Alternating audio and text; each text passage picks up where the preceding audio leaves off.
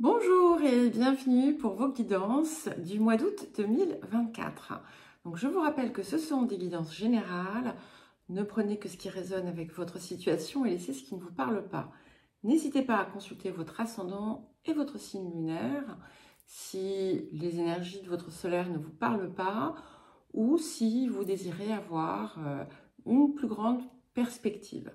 Je vous rappelle que ce sont des énergies avec lesquelles on vous invite à travailler et que ce ne sont pas des prédictions ou des prévisions. Ce n'est pas une voyance qui vous serait personnellement destinée. C'est là pour vous accompagner, vous guider, pourquoi pas vous inspirer. Vous trouverez dans la description les liens vers les différentes playlists. Vous y trouverez également mon mail si vous souhaitez me contacter pour un accompagnement ou une guidance personnalisée. Alors, un petit message, vous pouvez le passer évidemment dans la description, vous trouverez le début de votre guidance solaire, enfin du signe, après l'introduction. Donc, je ne suis toujours pas chez moi, donc merci de ne pas faire de commentaires sur l'éclairage, sur le dispositif, sur le son. Je fais avec les moyens du bord. Je ne sais absolument pas quand je pourrai rentrer chez moi. J'ai des journées extrêmement prises puisque je passe une grande partie de ma journée à l'hôpital en compagnie de mon père. Donc, voilà. Donc, si on me dit « Ah, mais on voit pas bien, on voit pas les cartes, la lumière est pas belle, etc. » Eh bien, écoutez, pour l'instant, je ne peux pas faire grand-chose. Et voilà, je vous offre quand même ce petit temps de travail et de partage. Donc, sachez l'apprécier pour ce que c'est. Voilà. Alors, nous allons à présent commencer. Bonjour les lions, et c'est à vous pour votre guidance du mois d'août 2024. Alors, j'en profite, bien entendu, pour vous souhaiter un merveilleux anniversaire à toutes et tous. En particulier à une amie très chère qui me regarde souvent. Et voilà, je n'aurai probablement pas le plaisir de voir cette année pour son anniversaire, puisque voilà, je ne suis pas chez moi. Voilà, on va voir. Alors, nous allons commencer par l'énergie générale de ce mois d'août.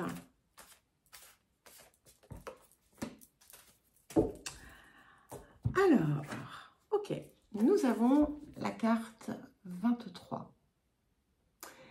C'est la carte de l'offrande. Et ici, en fait, on vous invite d'une certaine façon à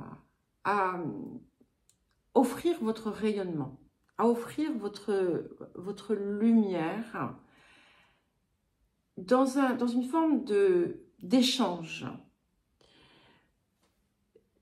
On vous demande tout simplement, en quelque sorte, d'être celle que vous êtes. Et sans chercher nécessairement à en faire des tonnes, ça n'est pas nécessaire. En étant tout simplement votre essence profonde, c'est ce que vous avez de plus beau à apporter, par ce rayonnement qui vous est propre.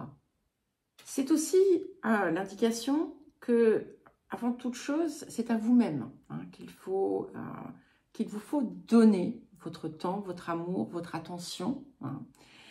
Et qu'en vous nourrissant, c'est là aussi que vous pouvez nourrir l'extérieur. Il est important d'équilibrer, bien entendu, et ça va être très important, d'équilibrer aussi ce que vous offrez. Et si vous avez pu porter en vous ces derniers temps une énergie de manque, de pas assez, de frustration.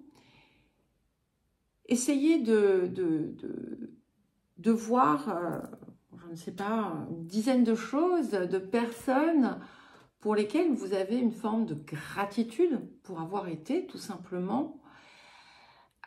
Et voilà, nourrissez-vous de ce que ça vous fait et essayez de le porter en vous. Hein, ça va vous aider à être cette énergie. Et on vous rappelle aussi, avec cette carte de l'offrande, que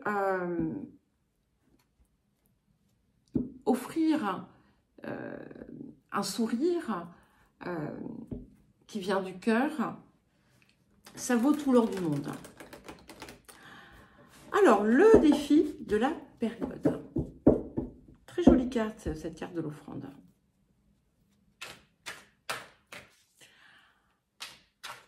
Alors, le défi pour les lions pour ce mois d'août. Ok. Intéressant, on a un petit palindrome là. 23, 32, donc on est dans une énergie de 5, hein, qui est aussi le chiffre du lion, puisque vous êtes le 5e signe du zodiaque, associé à la 5e maison. Donc on est aussi dans la créativité, dans la quintessence de soi. Et c'est clairement, comment dire, c'est clairement marqué ici. Donc la carte 32, c'est la carte du mariage. Et ici, ça peut représenter le mariage avec vous-même. Hein, peut-être que vous pouvez avoir par moment des difficultés à être pleinement et entièrement relié. Et c'est important justement pour vous de maintenir ce lien, de ne pas vous mettre en porte-à-faux avec vous-même. Ça peut aussi indiquer quelque chose d'important dans une relation amoureuse ou dans un partenariat.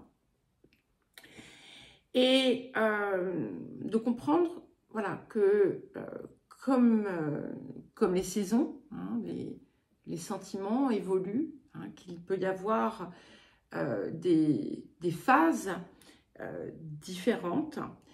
Peut-être que vous allez aussi être amené à remettre en question, pour certains et certaines, une relation. Peu importe où vous vous situez dans ce défi, ce que l'on vous invite à faire, c'est avant toute chose à être dans l'énergie de votre cœur, à vous écouter, pas l'ego et autres, mais d'écouter le cœur. Et aussi de savoir prendre des mesures saines. Pas de hâte, pas de précipitation. Et savoir trouver finalement où est l'action qui sera juste pour vous. Alors, qu'est-ce que la période vous apporte ?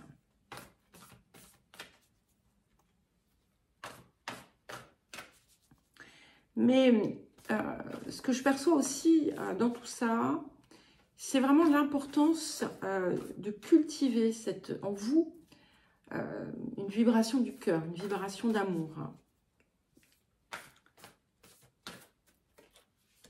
Magnifique. Et nous avons la carte 7, donc qui est la déesse de la création. Et c'est intéressant parce que toutes les guidances ont un petit peu cette idée de calme, de patience, de temps de repos, de recul. Et la déesse de la transformation, c'est ça aussi, c'est-à-dire que la transformation, elle est en train de s'opérer, d'accord? Il y a comme une transmutation, en quelque sorte, et qui va ouvrir un petit peu les vannes de beaucoup de choses positives,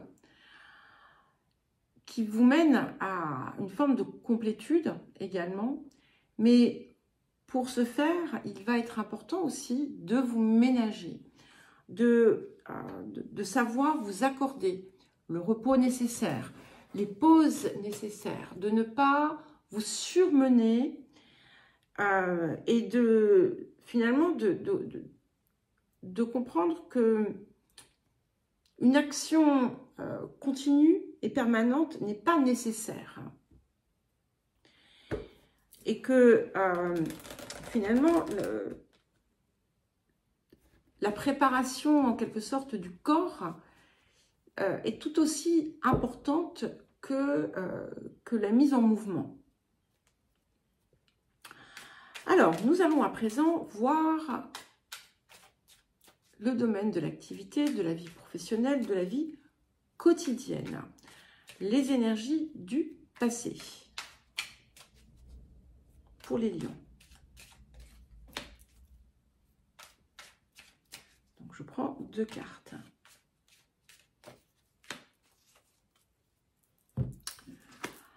Alors, nous avons la carte de l'inconstance et la carte des plaisirs.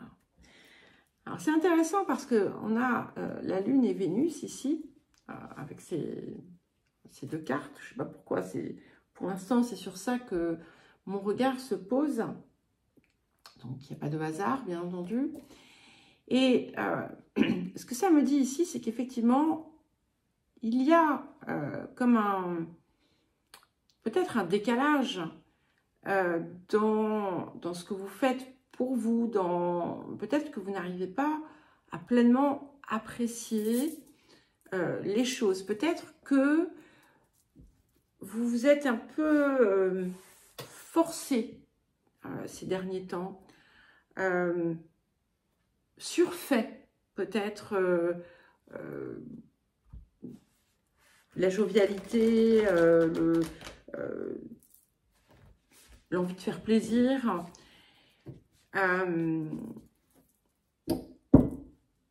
Il est possible qu'il y ait eu comme quelque chose qui venait un petit peu entraver votre bien-être.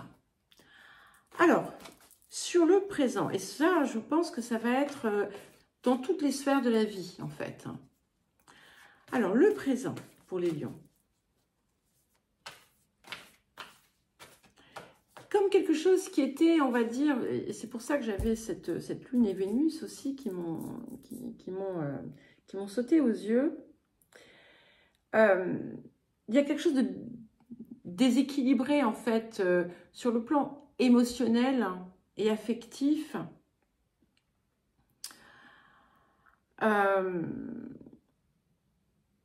Comme si vous ne parveniez pas finalement à associer les deux.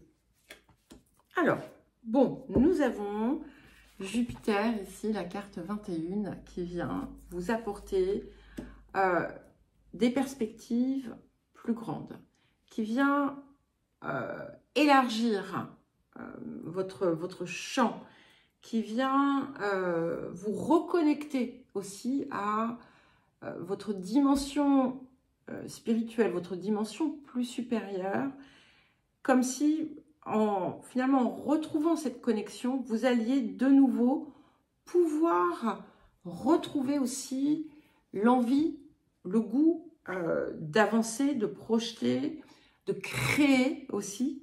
On a cette idée de création. On a quelque chose qui vous aide à voir plus grand et plus loin aussi. Et c'est une période de chance également pour vous.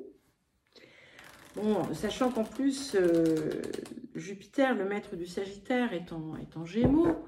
Donc, on est dans quelque chose qui vous est favorable. D'autant plus hein, qu'on est dans, voilà, dans une énergie, entre guillemets, amie. Il peut y avoir quelque chose pour certains et certaines en lien avec l'étranger, avec la spiritualité. En tout cas, les possibilités, on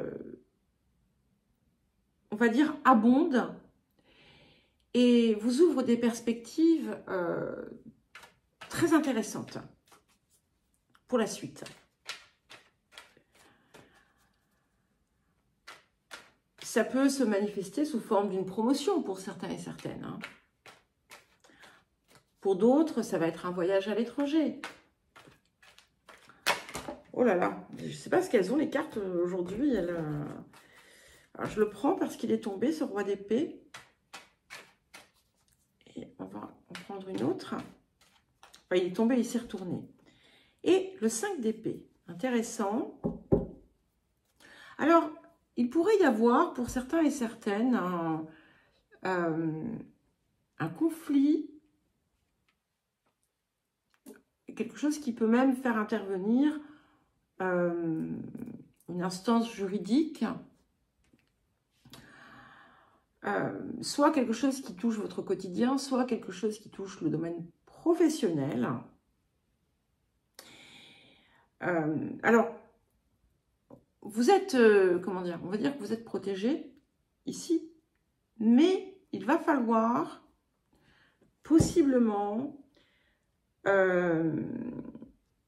changer votre fusil d'épaule d'une certaine façon. Voir les choses peut-être sous un angle différent pour pouvoir vous assurer d'une issue favorable. Ça peut indiquer également que vous avez des ajustements à faire et des coupes franches à opérer. Alors, ça peut être dans des relations, ça peut être dans votre façon de travailler, ça peut être, voilà, peu importe.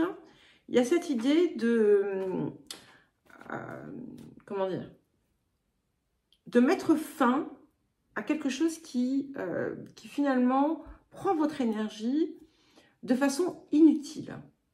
Et vous pouvez le faire, vous en êtes tout à fait capable. Et ça peut indiquer aussi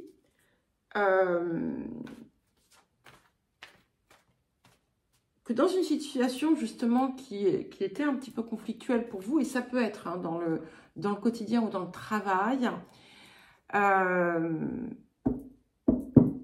vous n'allez plus rentrer dans le jeu des autres. Et ça va tout changer. Alors, les énergies du futur, et c'est magnifique puisque nous avons la carte 2, l'arcane 2, la bibliothèque akashique, donc qui peut confirmer d'un côté effectivement des signatures ou des papiers importants, mais qui vient aussi soutenir ce qu'apporte le Sagittaire, la carte du Sagittaire, et qui vous apporte de l'expansion dans votre vie, de l'expansion, des possibilités bien plus grandes, et des choses que jusqu'à présent vous n'aviez peut-être pas osé, que vous allez en fait décider de mettre en œuvre, hein, même si ça vous pousse d'une certaine façon à vous dépasser, mais ça va vous permettre de vous déployer. Et pour certains et certaines, vous allez comme oser quelque chose dont vous avez toujours rêvé et que vous n'aviez jamais osé auparavant mettre en place, mettre en œuvre. Alors, le relationnel à présent.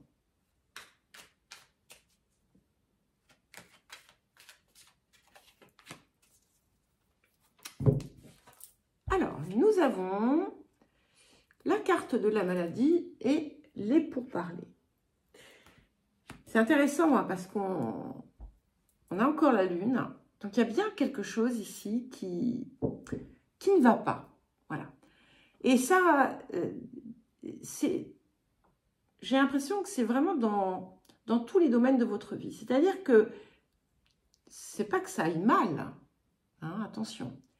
Il y a juste comme une forme de malaise, une sensation de quelque chose qui n'est pas à sa place, qui n'est pas ajusté.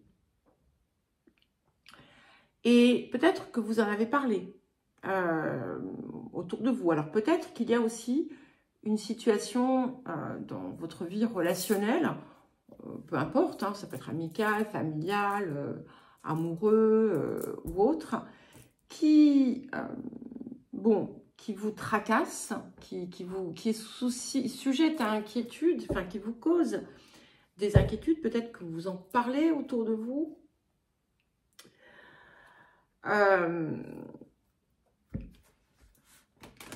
Ou peut-être que c'est tout simplement des échanges que vous pouvez avoir autour d'une situation personnelle hein, qui vous pèse. Alors, le présent. Les énergies du présent.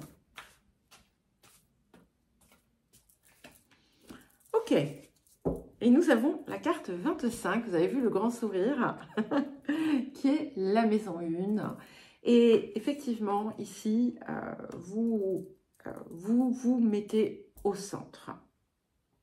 Et vous vous mettez au centre, et vous voyez, je vous parlais de votre rayonnement tout à l'heure avec l'offrande. C'est ça. Et ce que vous allez aussi réajuster, me semble-t-il, c'est effectivement votre rapport au donner-recevoir. Ce que vous donnez, en fait, vous allez le donner différemment.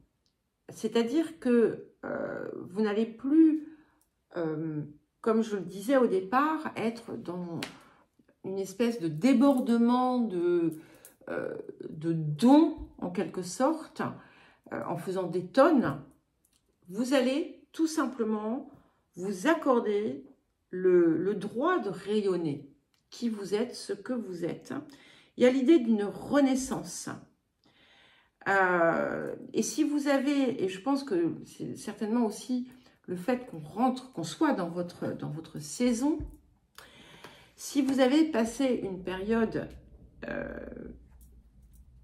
on va dire, malaisée, malaisante, difficile, perturbée, vous allez sortir de ça. Hein. On en sort et on se retrouve pleinement. Avec cette carte de la maison 1, vous allez vous retrouver pleinement et retrouver ce rayonnement qui est le vôtre. Hein. Alors, qu'est-ce qui arrive ?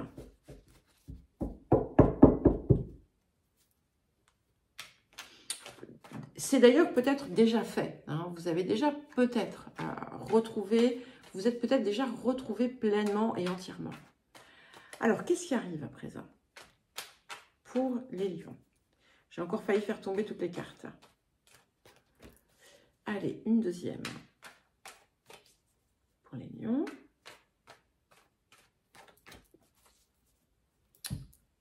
Alors, c'est parfait. L'impératrice et l'ermite. On a quand même deux atouts majeurs. Hein. Donc, avec cette impératrice et cette ermite, vous allez, c'est incroyable, vous réaliser, vous allez comprendre, en fait, il y a comme un processus ici qui s'est mis en place. Et vous voyez, quand je vous disais que votre plus grand défi, c'était de rester finalement dans cet accord avec vous-même, eh bien, c'est ce que vous trouvez. Parce que l'impératrice, elle est ici guidée par cette Vénus. Et donc, ce qu'elle met en œuvre et toute cette abondance aussi qui jaillit autour d'elle et qui est un reflet d'accord, de cette lumière qu'elle renvoie, c'est grâce aussi aux fruits de l'expérience. C'est grâce à sa compréhension, et il y a bien quelque chose que vous comprenez ici. Donc, laissez la transformation s'opérer. Vous n'avez pas besoin, en réalité, de faire un travail acharné, d'accord? Il y a quelque chose que vous attendiez depuis longtemps qui va se faire. Quelque chose peut-être même que vous aviez cessé d'y croire.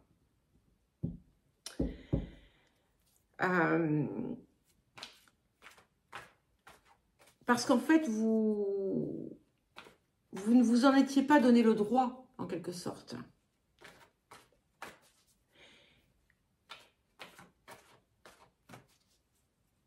Et ce qui est très intéressant, c'est qu'on a toujours cette idée, en fait, d'éclairer les autres par votre propre rayonnement, sans besoin, finalement, particulier.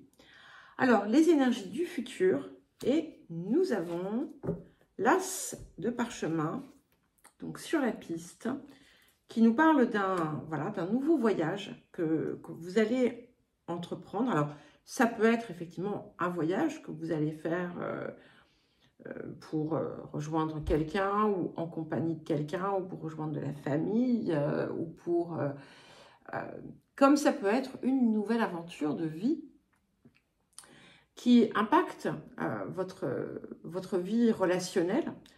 Peut-être aussi, pour certains et certaines, un projet qui se fera avec des personnes qui vous sont proches et qui vous sont chères.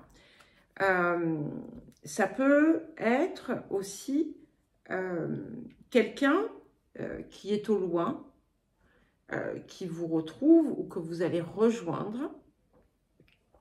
Mais ce qui est certain ici, en tout cas, quel que soit qu'on soit uniquement dans du, on va dire, dans du physique, avec l'idée du déplacement, du voyage, ou dans quelque chose de plus, on va dire, de plus spirituel, de plus intérieur,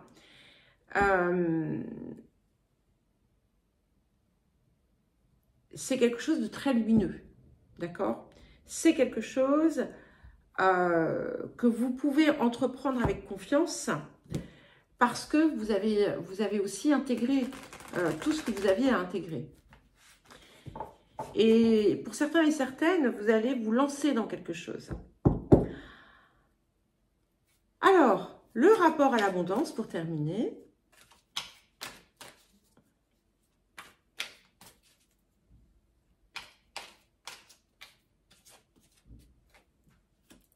Et nous avons la carte « Dieu est votre source ».